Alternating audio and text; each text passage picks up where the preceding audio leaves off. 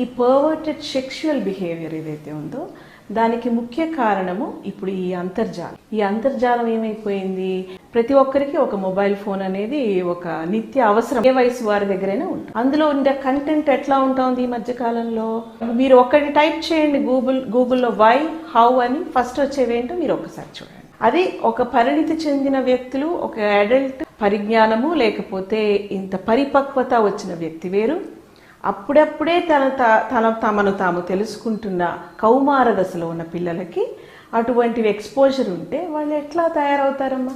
అందుకనే కొన్ని దేశాల్లో లైక్ సౌదీ అరేబియా, చైనా, కొన్ని దేశాల్లో అసలు గూగుల్ కూడా ఉండదు, plus at the same time ఇవన్నీ కూడా వాళ్ళకు ఓపెన్ అవ్వవు.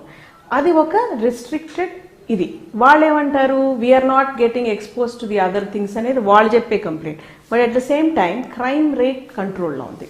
ఇప్పుడు సౌదీ అరేబియాలో ఎందుకు జరగట్లేదు అంత విపరీతంగా? బికాస్ పనిష్మెంట్ చాలా స్ట్రాంగ్గా ఉంది. పనిష్మెంట్ స్ట్రాంగ్గా ఉంది అని తెలుసుకున్నారనుకోండి, ఆ తప్పు వాళ్ళు చేయరు. పనిష్మెంట్ ఏముందిలే, తప్పించుకోవచ్చు, లాలో ఎన్నో లూప్ హోల్స్ ఉన్నాయి, ఏదో ఒక మంచి లాయర్ని పట్టుకుంటే తప్పించుకోకుండా పోతామా అనే యాటిట్యూడ్ ఎక్కడ ఉంటా ఉంది? బాగా ధనిక వర్గాల్లో. బాగా దిగువ వర్గాల్లో ఏమవుతుందంటే వాళ్ళకి మంచి చెడు చెప్పడానికి ఈ ప్రభుత్వ పాఠశాలలో అసలు ఉపాధ్యాయులే ఉండరు. ఉపాధ్యాయులు ఉన్నా వాళ్ళ జీతాల కోసమే పనిచేస్తుంటారు.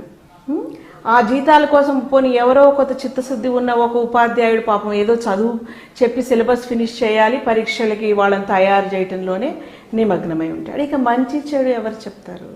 సంస్కారం ఎక్కడి నుంచి వస్తుంది? ఆ విజ్ఞత, ఆ బుద్ధి ఎక్కడి నుంచి వస్తాయమ్మా? మంచి కథల ద్వారా వస్తాయి.